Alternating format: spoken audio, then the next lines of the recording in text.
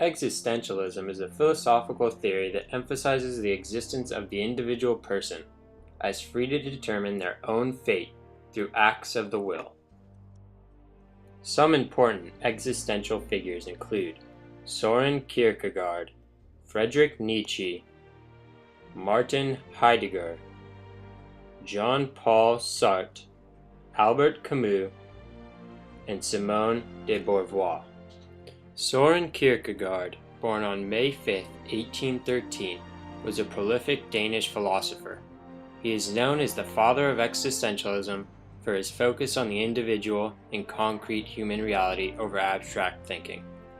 He wrote a series of journals that amount to over 7,000 pages and contain some of his most personal philosophical views.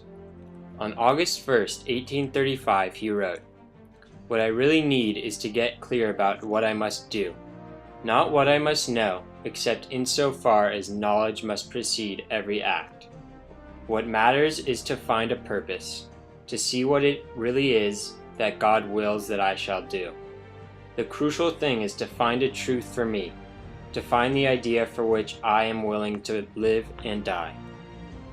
He tackled the problematic idea of what is objectively true versus an individual's subjective view or relation to that truth, resulting in his philosophies that focus on individual experience, especially when one is faced with choices.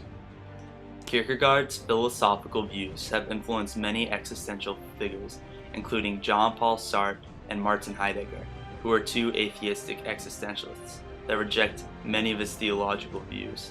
Nonetheless, Soren Kierkegaard can be seen as the father of existentialism, coming right before the influential Friedrich Nietzsche, who would further legitimize and popularize the belief.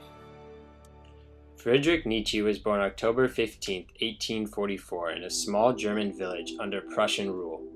Almost all of the men in his family were deeply religious clergymen, including his father, uncle, and grandfathers, one of which was a distinguished Protestant scholar.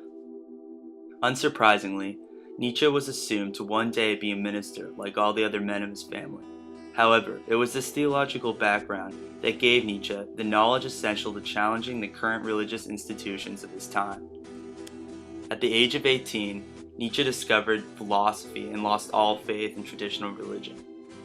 At the early age of 24, he became a professor and renounced his Prussian citizenship, but he returned to serve as a medic during the Franco-Prussian War. However, during this short period, Nietzsche experienced the destruction and trauma of war. He also got very ill during his service, as many biographers believed that he contracted syphilis, which may have led to his eventual mental breakdown. Returning from his experience in the Franco-Prussian War, Nietzsche came up with some of his most controversial and influential ideas. He believed that Judeo-Christian morality was obsolete and should be discarded in favor of a man-centric moral code. His issue with Christianity stemmed from what he saw as slave morality, in which good is seen as meekness, submission, and restraint, and evil is seen as wealthy, selfish, and aggressive. Nietzsche strives to flip this theory around with his counter-theory of master morality, in which he views good as strength, power, and wealth. Nietzsche does acknowledge that the Judeo-Christian view may benefit the masses, applying his concept of herd mentality, but he puts emphasis on the individual, in which case exceptional people should not have to limit themselves. This theory has led to Nietzsche's idea of the Übermensch, known as the Overman or Superman, which is surrounded by the importance and significance of the individual. He believes that an Übermensch is an individual that can transcend the typical human experience, because an Übermensch does not have to adhere to the common laws or expectations placed on others. The idea of the Übermensch has been adopted and arguably distorted through history by various demagogues such as Adolf Hitler. In fact, during World War I, the German government issued out 150,000 copies of Thus Spoke Zarathustra to German combat soldiers as propaganda material for their effort. After asserting that God is dead, Nietzsche constructed the Übermensch as a human replacement to bring value and meaning to life. Since Nietzsche, existentialism has developed some distinct tenets, the first of which is the focus on concrete existence.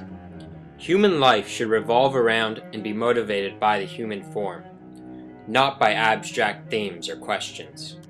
Second, existence precedes essence, meaning that there is no universal force that determines the essence of human beings, but instead individuals who create their own existence. Next, there is angst, which is a negative feeling that comes out of human freedom and responsibility. Another tenet is despair, which is the realization that what one desires to achieve cannot be attained. And lastly, there is the absurd, which asserts that there is no meaning in the world beyond the meaning that we give it. The arts were greatly affected by the philosophy of existentialism in what can be seen as modernism. Broadly defined, modernism is a reaction against realism in basically anything traditional. With modernism came a more secular way of looking at things, focusing on self-consciousness. In addition, modernism can more narrowly be defined from art that was produced in the late 19th to mid-20th century. This art was not limited to painting, sculpture, or architecture, but also included literature.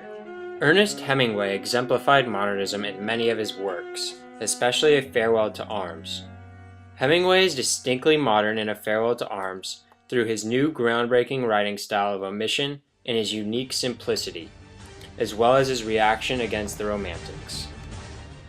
In addition, existentialism had a profound impact on Hemingway and his novels, as seen in A Farewell to Arms, which holds many direct connections to his own life in World War I and after. Both Frederick and Hemingway struggle to find purpose in life and seem to simply drift along until they finally find potential purpose, which of course always disappoints them. Overall, existentialism in combination with modernism has influenced many and continues to be the subject of much debate today.